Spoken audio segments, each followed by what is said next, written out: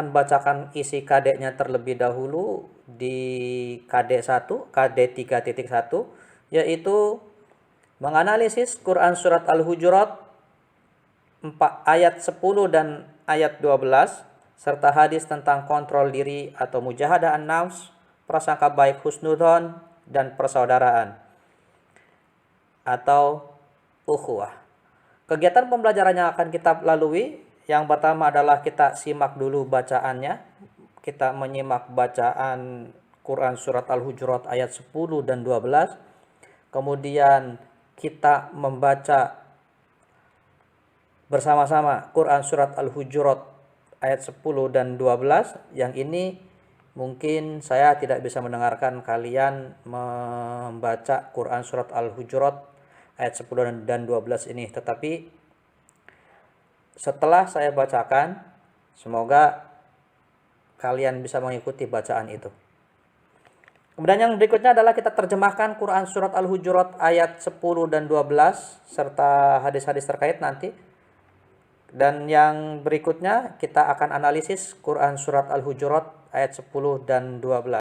Yang terakhir kita mengidentifikasi manfaat kontrol diri atau mujahadah an-nafs, prasangka baik atau husnudon, dan persaudaraan atau ukhuwah. Itu yang akan kita pelajari. Mari kita baca Quran Surat Al-Hujurat ayat 10. Saya pakai nada kempekan saja, yang insya Allah sudah populer di kita. A'udzu billahi minasyaitonir rajim. Bismillahirrahmanirrahim. Innamal mu'minuna ikhwatun fa aslihu baina akhwaykum wattaqullaha la'allakum turhamun. Kita lanjut ke ayat 12-nya. Bismillahirrahmanirrahim. Ya ayyuhallazina amanu ijtanibu katsiran minadh-dhanni inna ba'dadh-dhanni itsm wa la tajassasu wa la yaghtab ba'dukum ba'da ayuhibbu ahadukum an ya'kula lahma akhihi maitan fakarihtumuh wattaqullah innallaha tawwabur rahim. Shadaqallahul azim. Itu tadi kita sudah membacakan Quran Surat Al-Hujurat ayat 10 dan ayat 12. Kita terjemahkan satu persatu. Bismillahirrahmanirrahim. Innamal mu'minuna. Ini di Quran Surat Al-Hujurat ayat 10. Innamal mu'minuna. Sesungguhnya orang-orang yang beriman. Ikhwatun. Itu bersaudara. Fa aslihu. Maka damaikanlah baina akhwaikum. Jika ada di antara saudaramu yang berselisih. Wattaqullaha.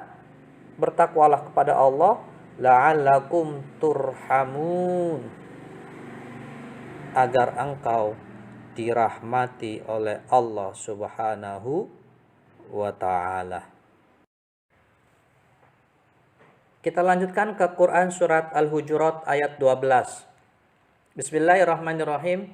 Ya ayyuhallazina amanu, wahai orang-orang yang beriman, ijtanibu, jauhilah olehmu katsiran minadh-dhanni, banyak berprasangka.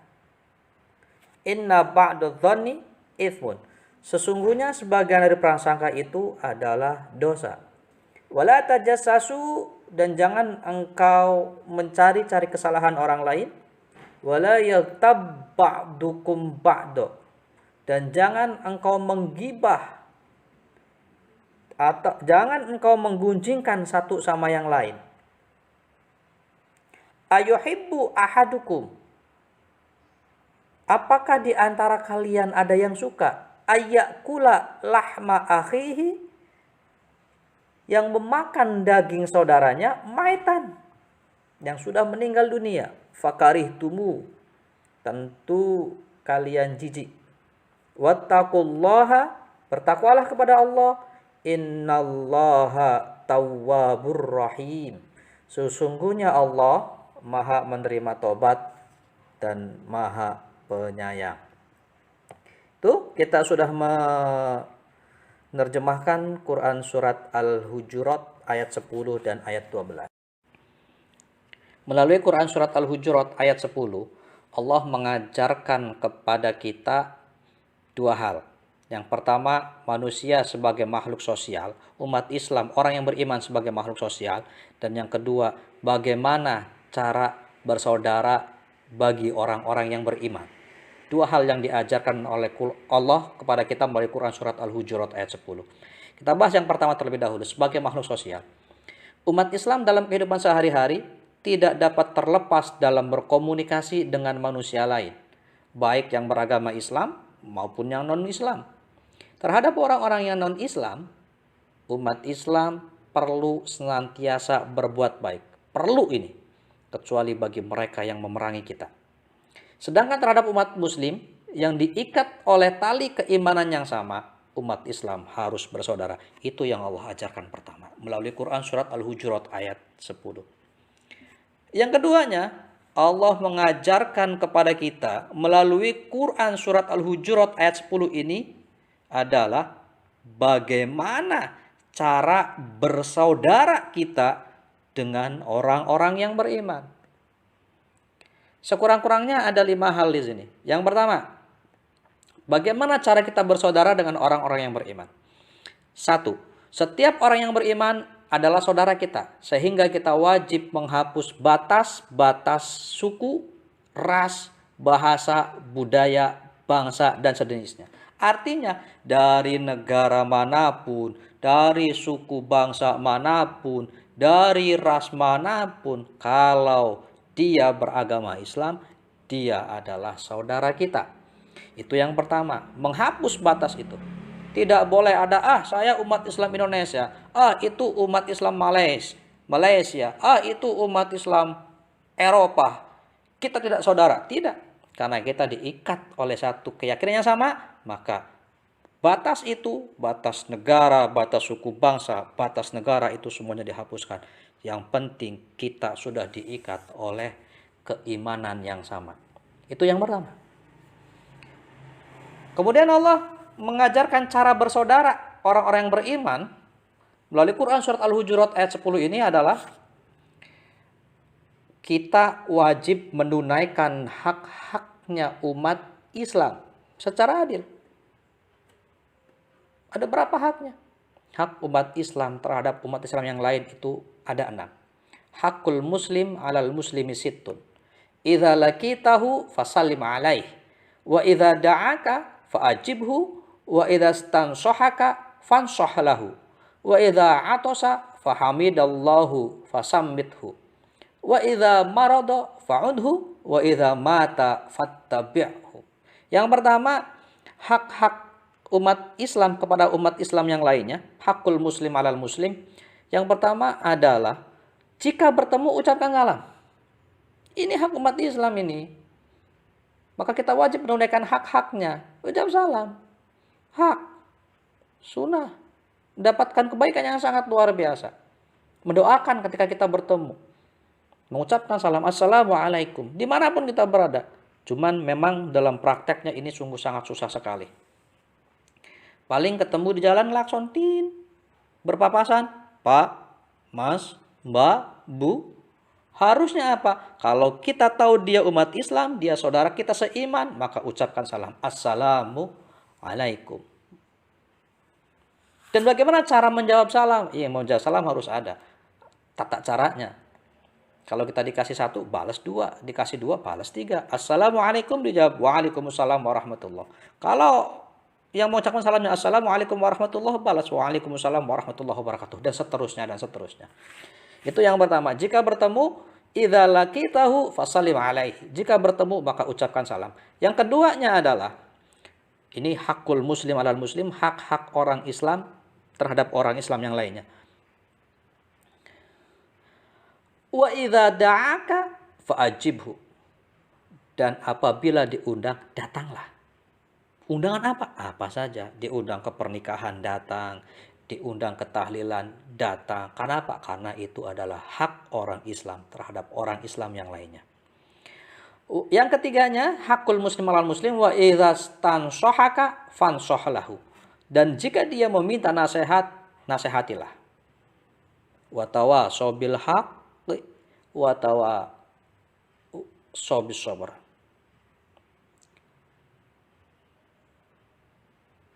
Kemudian wa idza ataso fahamidallahu fasamithu. Dan jika bersin, ucapkan alhamdulillah. Kemudian orang yang bersin jawab dengan yarhamukallah atau yarhamukillah. Balas lagi dengan yahdikumullah. Itu yang diajarkan, saling mendoakan. Kemudian yang kelima wa idza marada fa'ud. Jika dia sakit, jenguklah, tengoklah. Bahkan Rasulullah Shallallahu Alaihi Wasallam mengajarkan kepada kita sekalian, bukan hanya kepada orang yang agamanya sama, sampai kepada orang yang membenci pun Rasulullah tetap menengok ketika dia sakit.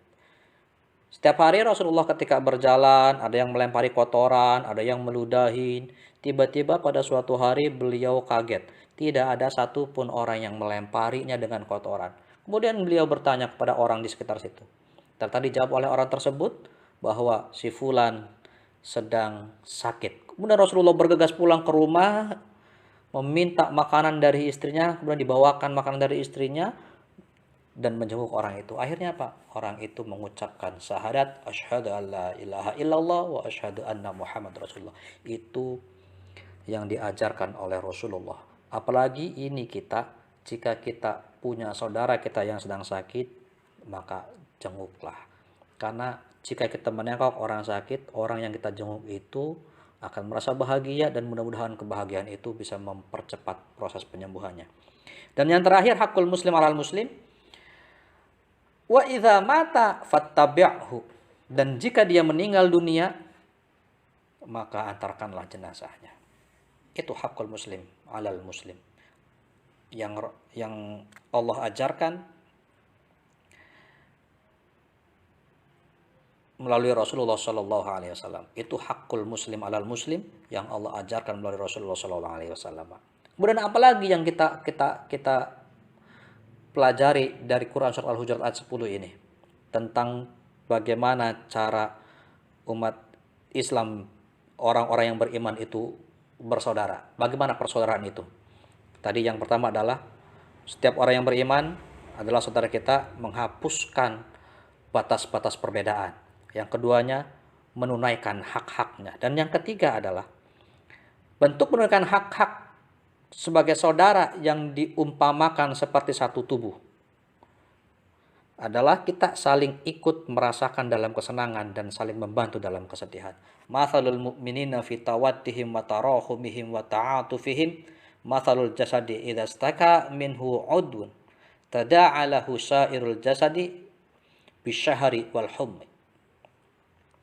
Perumpamaan orang-orang yang beriman dalam hal saling mencintai, saling menyayangi, dan saling mengasihi bagaikan satu tubuh. Apabila satu anggota menderita sakit, maka sakitlah semuanya ke seluruh tubuh itu. Itu yang ketiga, cara yang diajarkan Rasulullah. Kemudian yang sesuai dengan Quran surat Al-Hujurat ayat 10.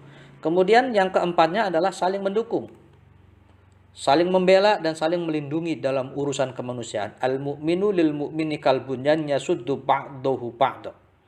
Bahwa orang mukmin yang satu dengan yang lainnya seperti satu bangunan yang saling menguatkan sebagian terhadap sebagian yang lainnya. Artinya apa? Tidak ada yang paling kuat. Kata tembok misalkan dalam satu bangunan ini ibarat saja ini. Misalkan tembok mengatakan ini saya yang paling kuat.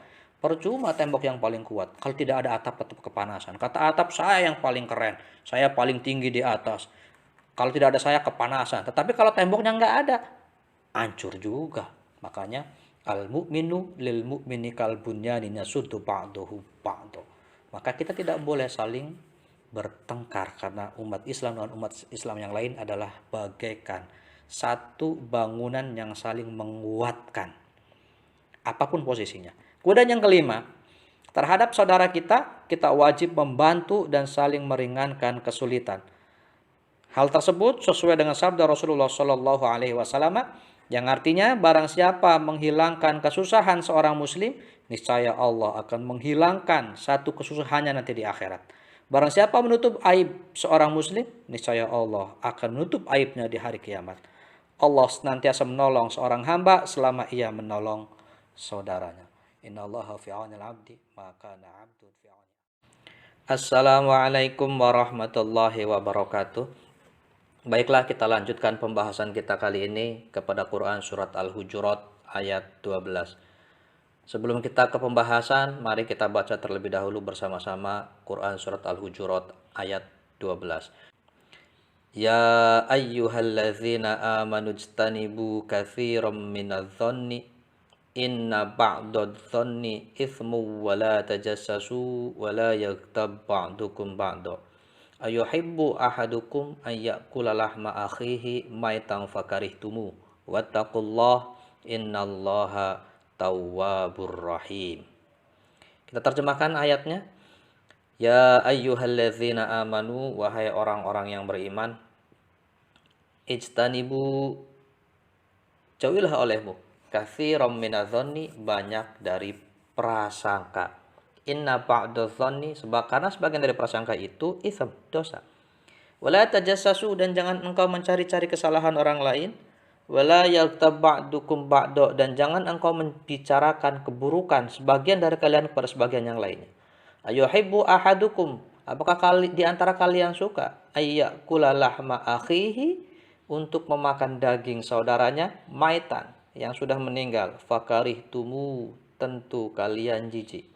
Wattaqullah, bertakwalah kepada Allah, innallaha tawwabur rahim, sesungguhnya Allah maha menerima taubat dan maha penyayang. Oke, kita sudah menerjemahkan Quran Surat Al-Hujurat ayat 12 tadi. Dari Quran Surat Al-Hujurat ayat 12 itu, kita bisa mengambil pelajaran. Apa pelajaran yang ada? Allah melarang kita kepada 3 hal. Yang pertama, Allah melarang kita untuk berprasangka buruk. Yang kedua, Allah melarang kita untuk mencari-cari kesalahan orang lain. Yang ketiga, Allah melarang kita untuk berghibah. Apa itu ghibah? Ghibah itu adalah membicarakan keburukan orang lain.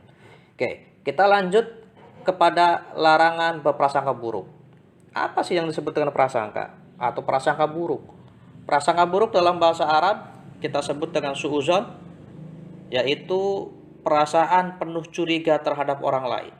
Apa maksud penuh curiga? Bawaannya kita selalu mengawasi orang itu, kita selalu berpikir orang itu jahat. Lawannya adalah su'uzon.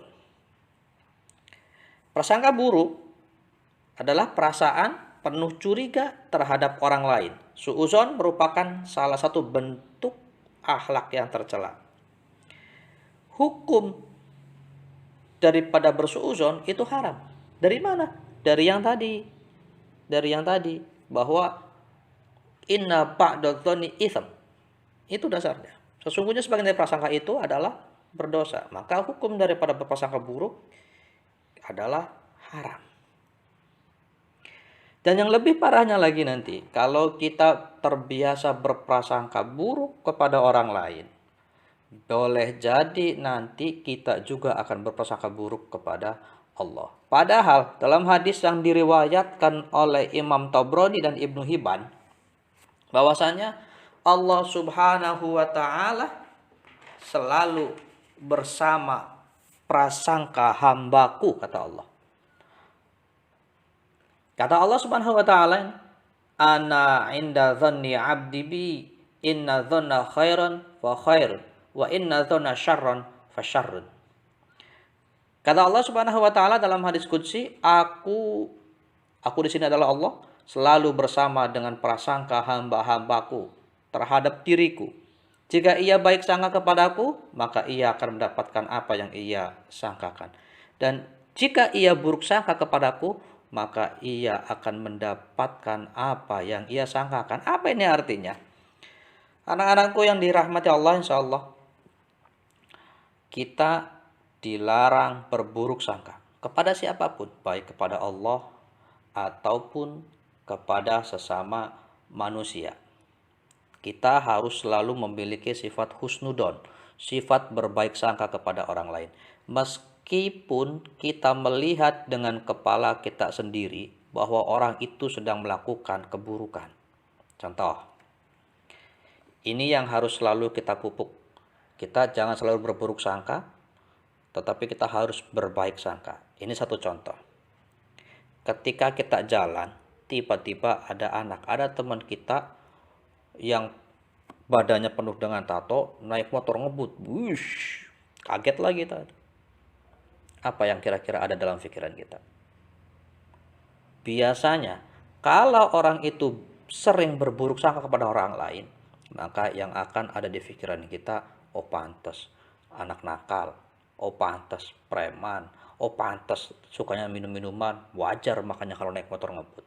Tetapi itu dilarang, itu haram karena itu sudah berburuk sangka kepada orang. Harusnya bagaimana cara berpikirnya?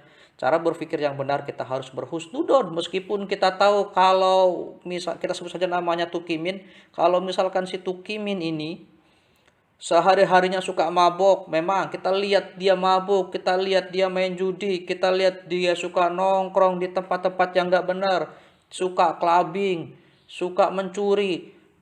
Tetapi ketika kita melihat suatu hari ketika kita melihat dia ngebut, lalu jangan lantas kita berpikir kalau dia itu memang suka ngebut-ngebutan juga. Kita harus berpikir positif terus kepada orang itu. Oh, mungkin dia lagi buru-buru.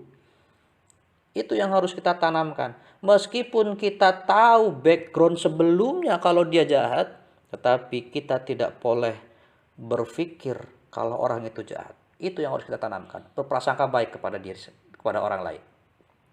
Karena apa? Nih, kalau kita perhatikan dari hadis yang diriwayatkan oleh Imam Tabari dan Ibnu Hibban, Allah Subhanahu wa taala di sini maksudnya selalu bersama prasangka hambaku. Artinya kalau kita selalu berprasangka baik, baik itu kepada manusia ataupun kepada Allah, maka Allah akan memberikan kebaikan kepada kita. Seperti itu. Itu yang pertama, prasangka baik, prasangka buruk. Maka hilangkan sifat yang suka berprasangka buruk kepada orang lain. Dalam hal apapun ini, dalam hal apapun, apalagi berprasangka buruk kepada Allah. Permasalahannya, kita itu suka sekali berprasangka buruk kepada Allah. Kok bisa? Oh bisa. Ketika kita berdoa, ya Allah, jadikan saya pintar. Ternyata Allah memberikan kepada kita otak yang kurang mampu. Kemudian apalah? Ya sudahlah. Ini gara-gara Allah kita jadi bodoh. Oh, tidak bisa seperti itu. Itu namanya berburuk sangka kepada Allah. Pokoknya berburuk sangka kepada siapapun itu dilarang. Itu yang pertama. Maka karena berburuk sangka itu sangat buruk sekali dan berdosa, maka kita wajib menanamkan nilai-nilai husnudon kepada sesama manusia dan kepada Allah Subhanahu wa taala. Untuk menumbuh kembangkan, untuk memupuk sikap husnudon dan mengikis sikap husnudon, ada beberapa hal yang perlu kita lakukan. Yang pertama, kita harus tekun mempelajari ajaran agama Islam dan semangat mengamalkannya. Kenapa ini dijadikan yang pertama? Kok bisa mempelajari ajaran agama Islam bisa menumbuhkan atau memupuk sikap husnudon dan mengikis sikap suudzon? Tentu bisa. Karena apa? Kalau kita tidak mempelajari ajaran agama Islam, di sana tadi di awal, di sebelum ini, bahwasanya Allah Subhanahu wa taala dalam hal ini selalu bersama prasangka hamba-hambaku. Kalau kita tidak mempelajarinya, kita tidak tahu kalau Allah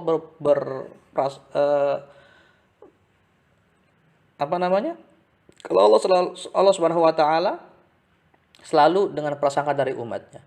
Kalau kita tidak tahu, kita tidak memiliki ilmunya, kemudian ketika Allah memberikan kepada kita satu teguran, satu ujian, kita langsung berprasangka buruk bahwa Allah tidak suka kepada kita, akhirnya apa? Kita tinggalkan Allah. Salah itu. Padahal kalau kita berbuat jahat kepada Allah, kita tobat, kita dekati Allah. Kita takut kepada Allah, kita dekati Allah.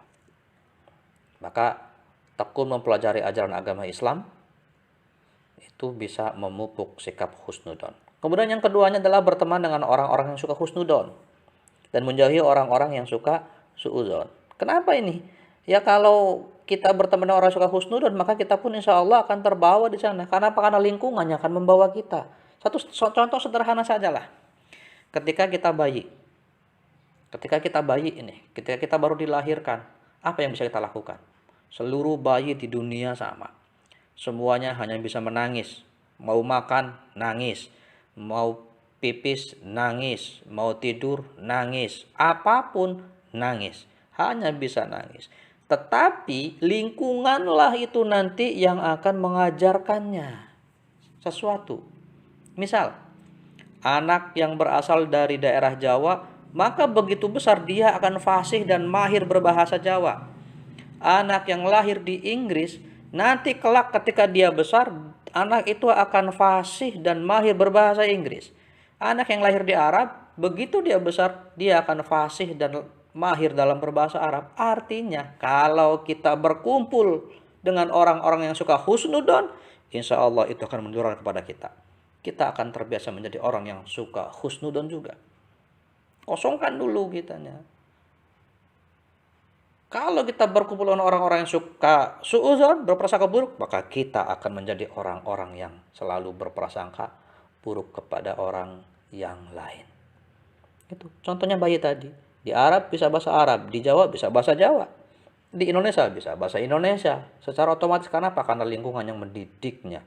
Kemudian yang ketiganya, untuk memupuk sikap husnudon adalah dengan mengikis, dengan menumbuhkan semangat berpikir positif. Itu caranya. Nah, jadi apa yang kita lihat jangan selalu dipikirin negatifnya saja. Cari positifnya. Ada anak terlambat datang ke sekolah, contohnya ini. Anak datang terlambat sekolah, cari positifnya. Jangan lihat, dia terlambat. Pasti malas, pasti bangunnya kesehatan. Enggak seperti itu. Tetapi apa, kita cari positifnya. Mungkin kalau dia naik kendaraan umumnya kena macet. Mungkin nggak dapat kendaraan umum. Mungkin kalau dia pakai kendaraan pribadi, naik motor, mungkin ada sesuatu yang membuat dia sampai terlambat. Tetapi tidak langsung menganggap bahwa orang itu adalah malas, bangun tidurnya kesiangan, dan lain-lain sebagainya. Kita harus menumbuhkan semangat berpikir positif di sana. Yang keempat, memahami betapa besar keutamaan husnudon dan betapa besar bahaya suudzon. Ini bisa kita lihat lagi dari hadis qudsi, bahwa sesungguhnya bahwa Allah Subhanahu wa taala, dari hadis qudsi bahwa Allah Subhanahu wa taala tergantung daripada prasangka hamba-hambaku. Betapa meruginya kita kalau berburuk sangka. Karena apa? Kalau kita berpikir negatif terus, kita berpikir mengeluh, saya nggak mungkin jadi orang kaya, saya nggak mungkin gak mungkin jadi orang yang hebat, gak mungkin jadi orang pintar, maka Allah pun akan mengabulkan apa yang kita pikirkan, karena pikiran, ucapan itu adalah doa. Itu yang pertama, tentang larangan berburuk sangka dan bagaimana cara kita untuk memupuk sikap husnudon dan mengikis sikap suudzon. Larangan yang kedua yang ada pada Quran surat Al-Hujurat ayat 12, yaitu larangan mencari-cari kesalahan orang lain. Manusia adalah makhluk yang tidak sempurna.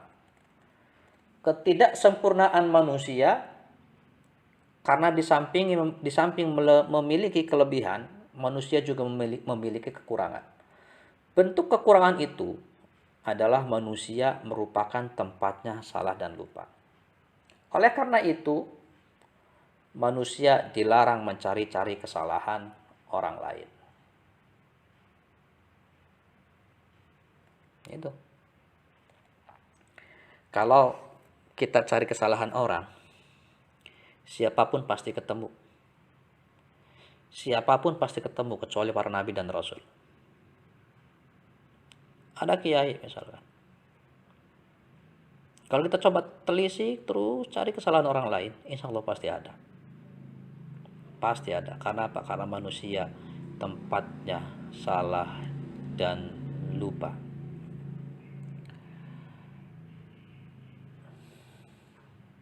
Dan Allah melarang hal itu. Di dalam Quran surat An-Nur,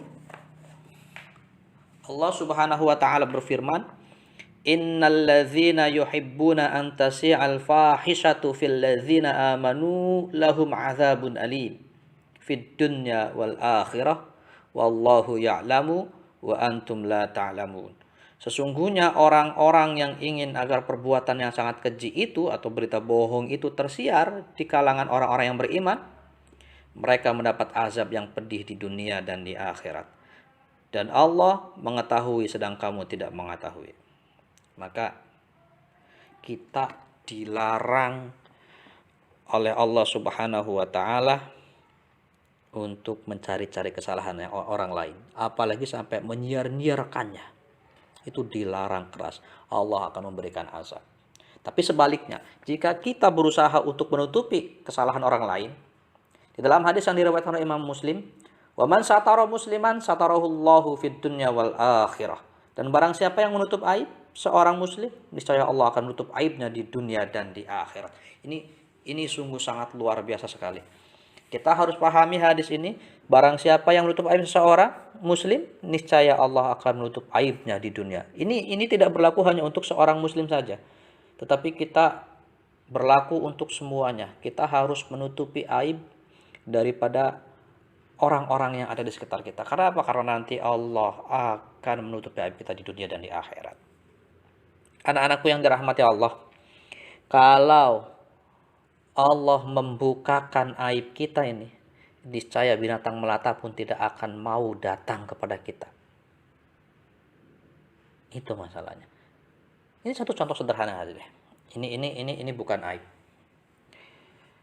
Kita ambil contoh yang bukan aib dulu deh. Misal, kulit kita ini terkelupas. Dikelupas semua dari ujung rambut sampai ujung kaki. Kira-kira ada nggak orang yang mau datang kepada kita? Ada nggak orang yang mau mencintai kita? Ada nggak orang yang mau menyayangi kita? Nggak, takut. Apalagi kalau Allah bongkar aibnya. Aib kita yang suka berpikir negatif kepada orang, aib kita yang suka mencari-cari kesalahan orang. Kalau Allah tampakkan itu, niscaya tidak ada satu orang pun yang mau datang kepada kita. Kita masih dianggap sebagai orang yang mulia, sebagai pelajar yang mulia, sebagai guru yang dianggap mulia, sebagai orang-orang yang dianggap mulia, itu karena Allah menutup aibnya. Tapi kalau Allah bukakan aib itu, niscaya tidak ada satu orang pun yang mau untuk mendekat datang kepadanya. Kenapa? Karena takut akan azab daripada Allah Subhanahu wa taala. Maka kalau Allah sudah memerintahkan kita untuk menutup aib, maka jangan sekali-kali kita membukakan aib kita. Kelak di akhirat nanti, di dunia dan di akhirat akan dibukakan aibnya oleh Allah. Itu yang harus kita perhatikan benar, bahwasanya dilarang mencari-cari kesalahan orang lain. Yang berikutnya adalah larangan tentang menggunjing atau bergibah. Apa itu gibah? Gibah itu adalah membicarakan keburukan orang lain. Terus kalau yang dibicarakan kebaikan, itu bagaimana? Itu tidak masalah.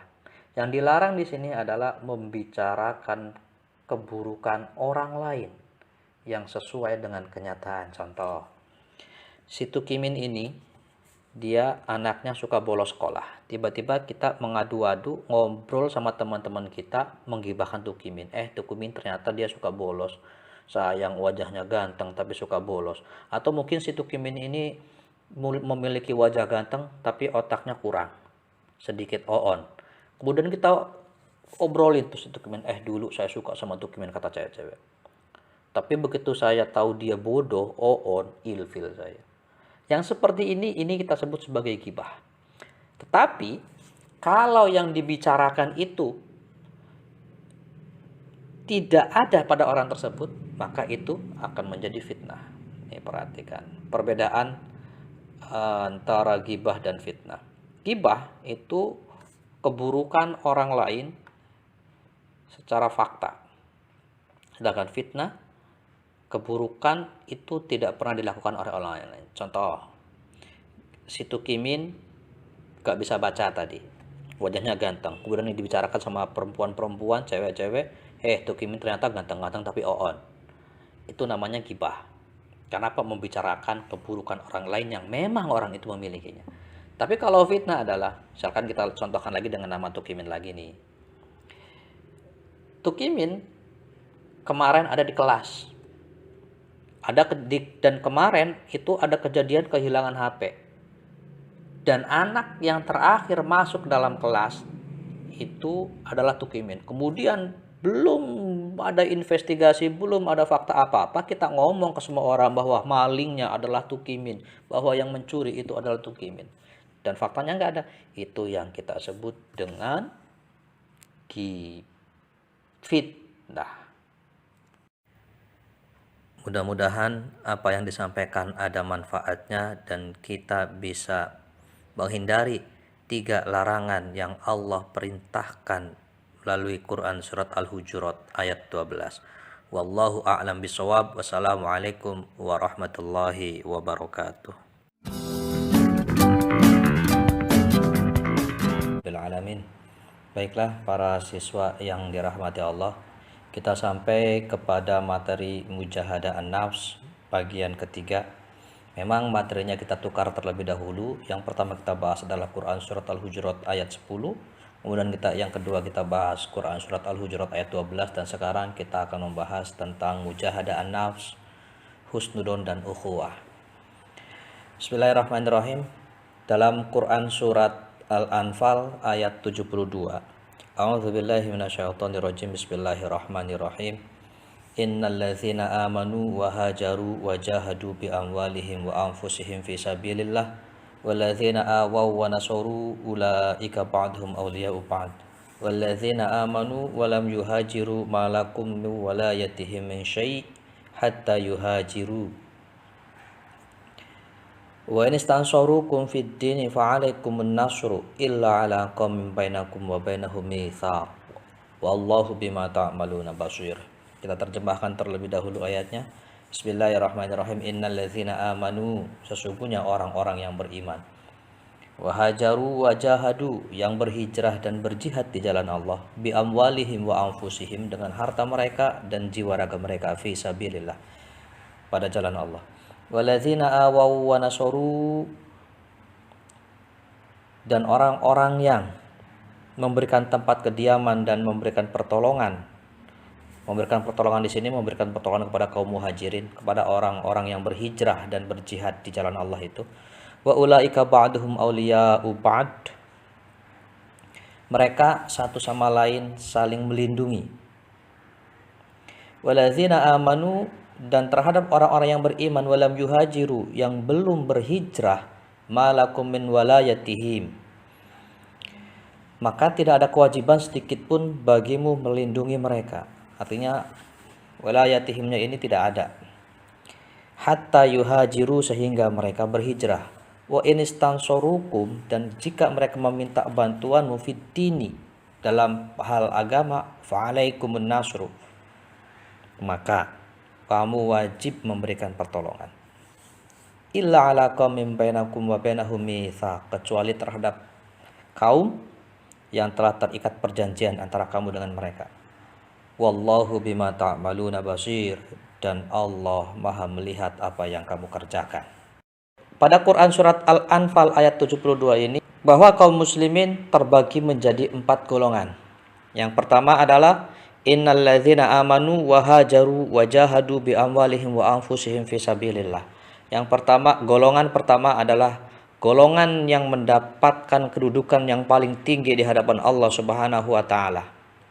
atau boleh dikatakan sebagai ranking satunya kaum muslimin di saat itu. Siapa mereka?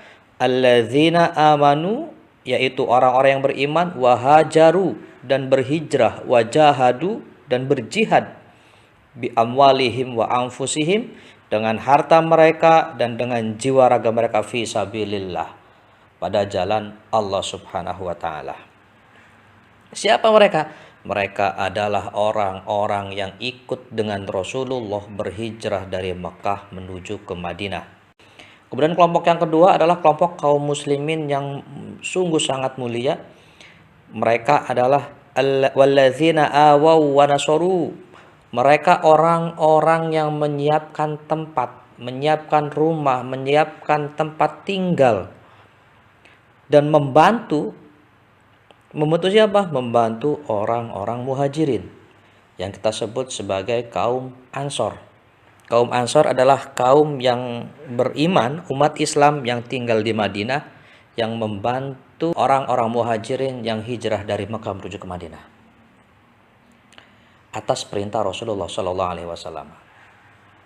Ini golongan umat Islam yang kedua, golongan orang yang sangat mulia di hadapan Allah.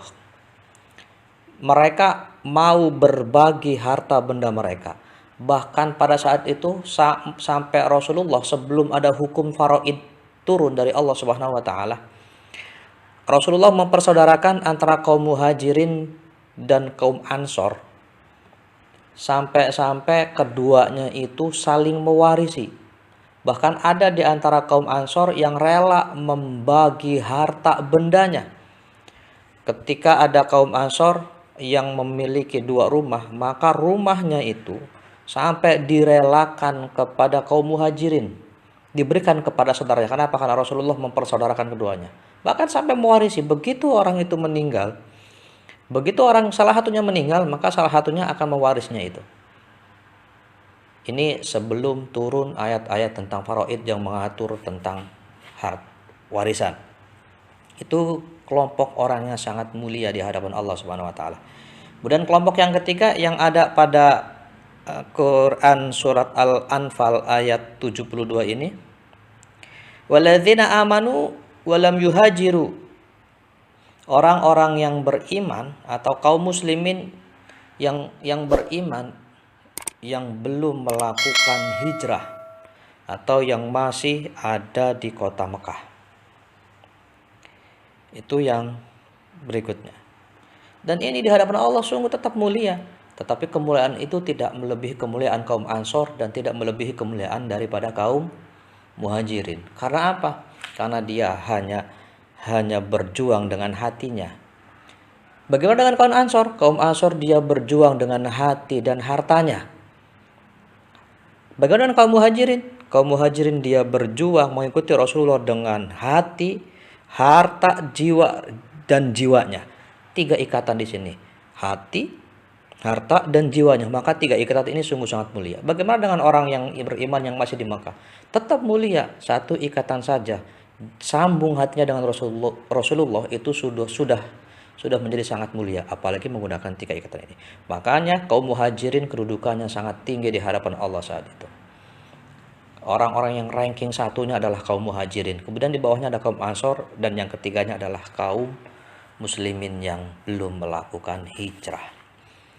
Dan yang keempat adalah kaum mukmin yang melakukan hijrah tetapi sesudah ada perjanjian Hudaibiyah. Untuk perjanjian Hudaibiyah nanti kita bahas pada bab-bab berikutnya. Bab tentang substansi dakwah Rasulullah di Madinah. Nanti kita akan bahas tentang perjanjian Hudaibiyah. Dan dikatakan pula bahwasanya hijrah itu adalah sebagai pembukaan jihadun nafs, atau yang kita sebut juga dengan mujahadah an-nafs. Lalu apa sih mujahadah an-nafs itu?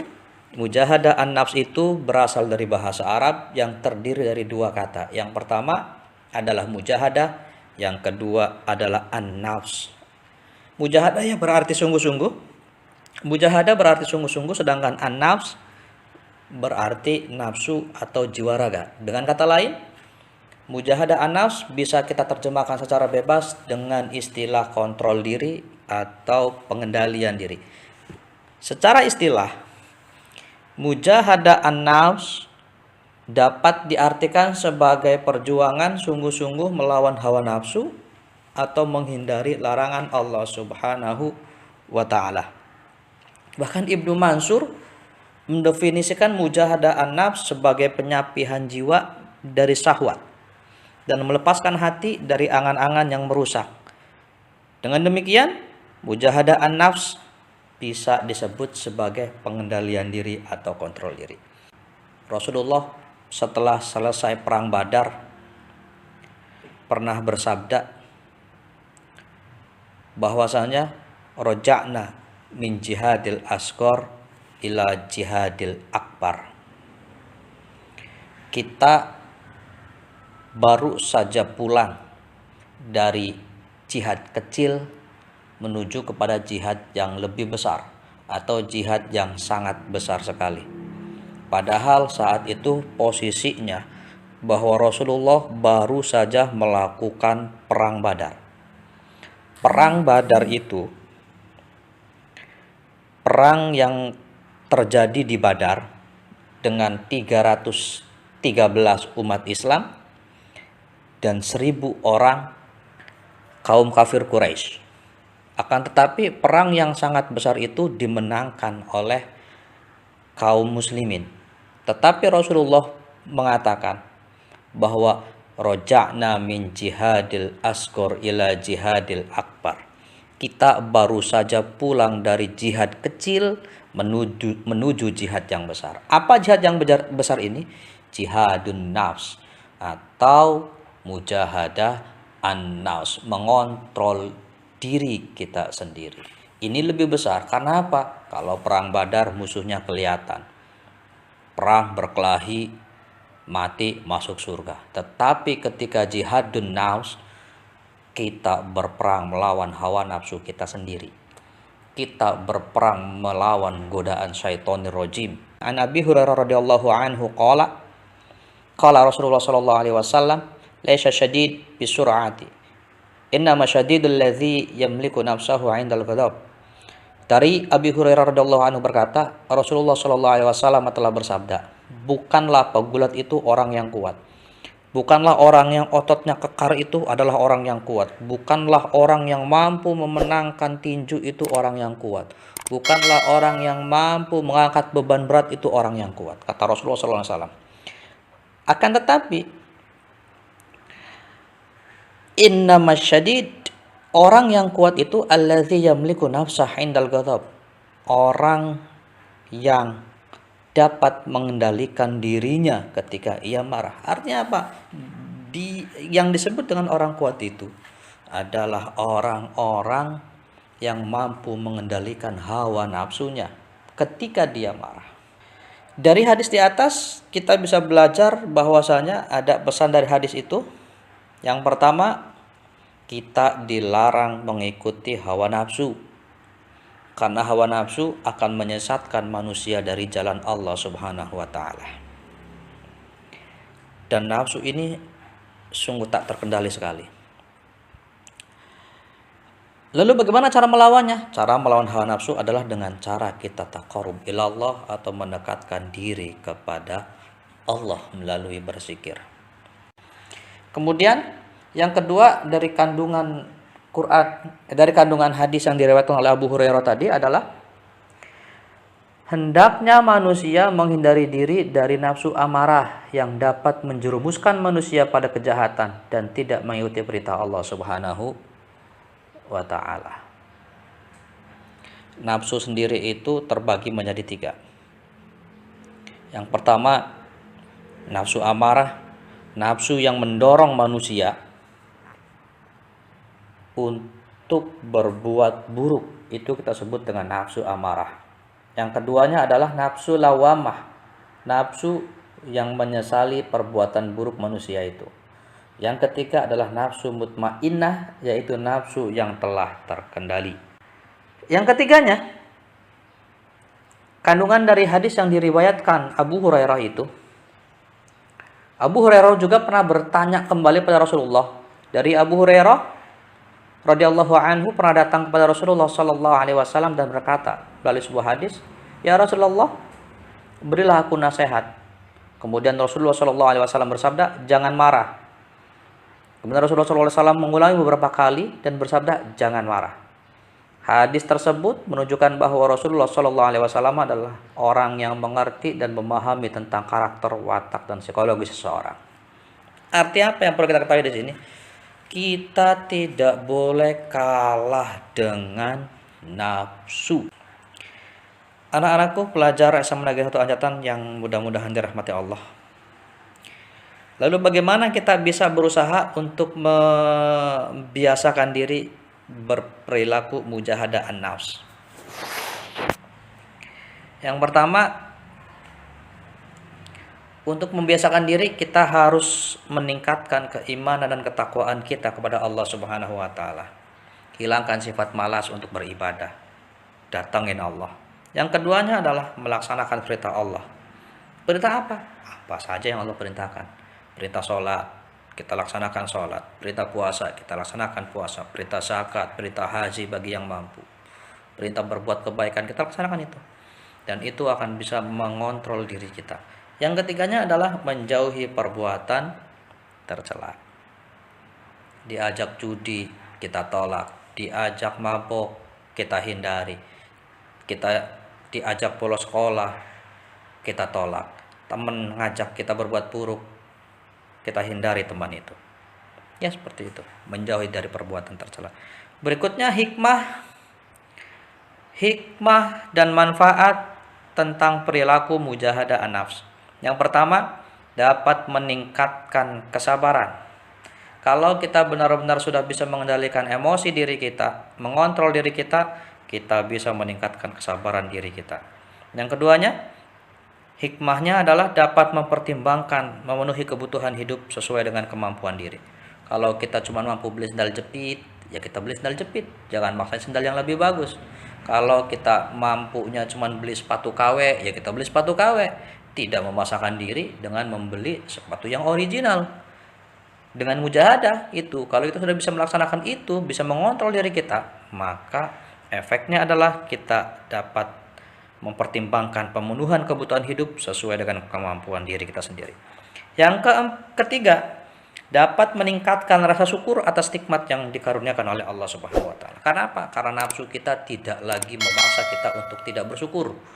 Kita diberikan oleh Allah hidup, kita bersyukur. Kita diberikan oleh Allah tidak memiliki apa-apa, tidak memiliki sepeda, tidak memiliki apa-apa, kita tetap bersyukur. Karena apa? Tetangga kita di sebelah sudah meninggal, nggak bisa jalan lagi, atau sudah lumpuh. Itu dari mujahadah itu kita bisa meningkatkan rasa syukur atas nikmat yang dikaruniakan oleh Allah. Yang keempat, mempererat tali silaturahmi dan hubungan baik antar sesama. Karena ketika kita mampu mengontrol diri kita, maka kita tidak lagi pernah bersuudzon kepada orang lain, tidak bisa berburuk sangka kepada orang lain. Karena emosi kita sudah terkontrol di sini. Nafsu kita sudah terkontrol. Jadi ketika melihat ada orang melakukan keburukan, kita tidak lagi bisa berpikir buruk di sana. Yang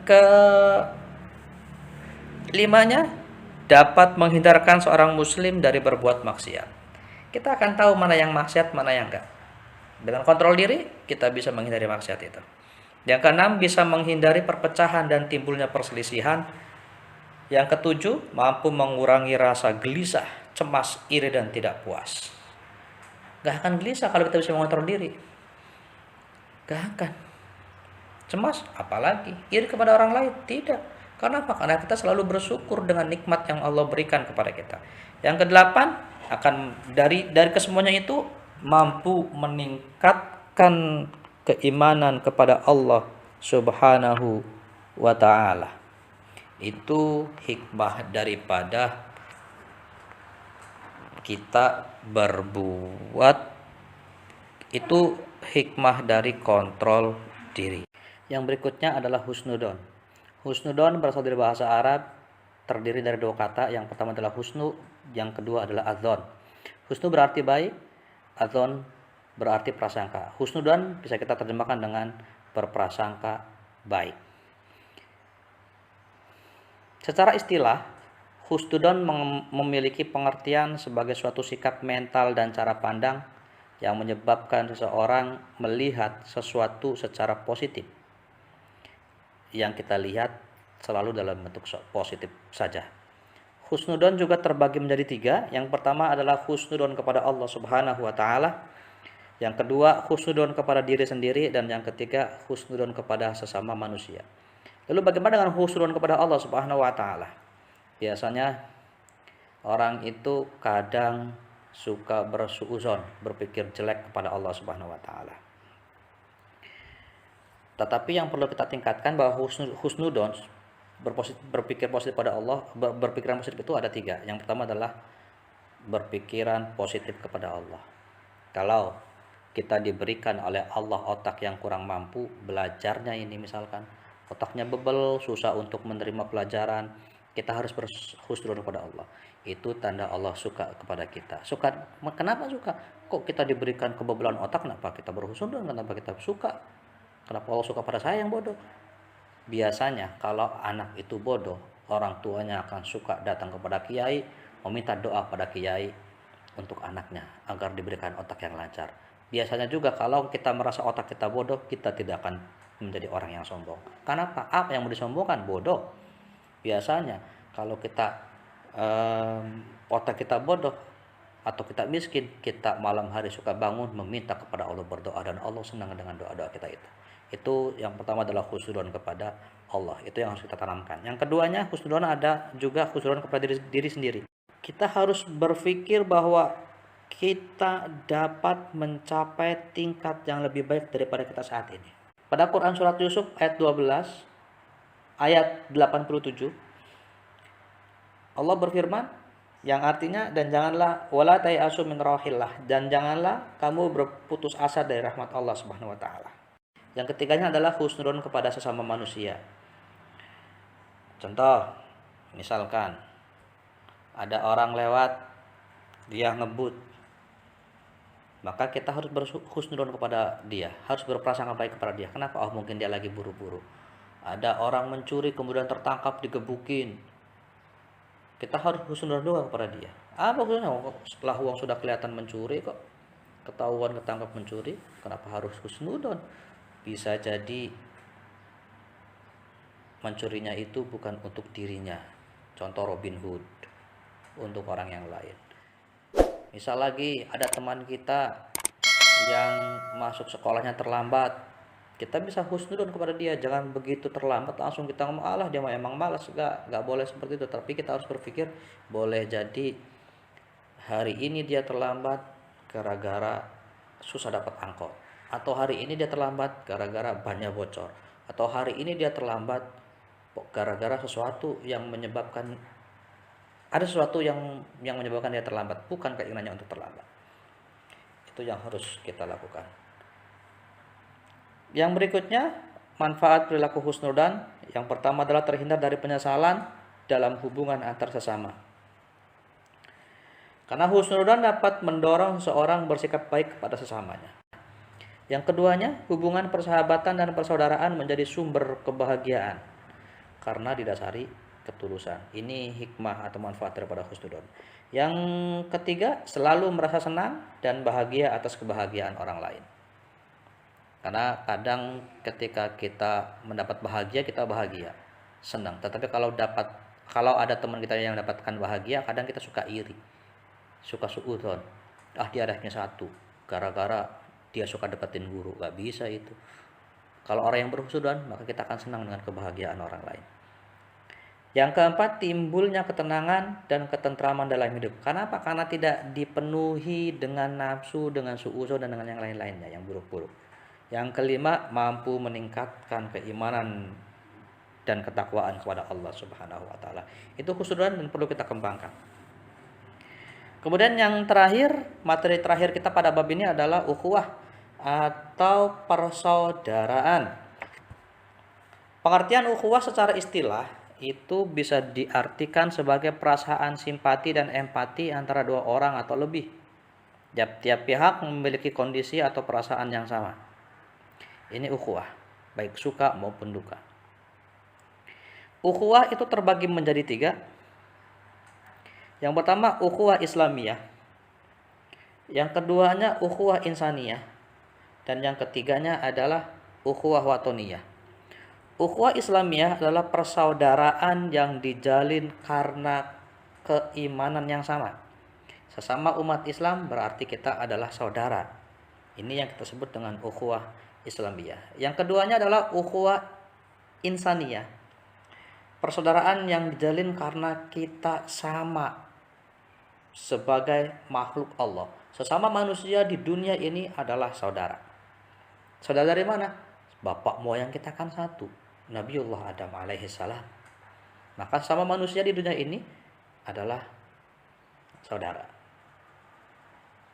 Kemudian yang ketiga adalah ukhuwah watoniyah. Ukhuwah watoniyah adalah persaudaraan manusia didasarkan kepada bangsa dan tanah airnya, tanpa membedakan agama apapun.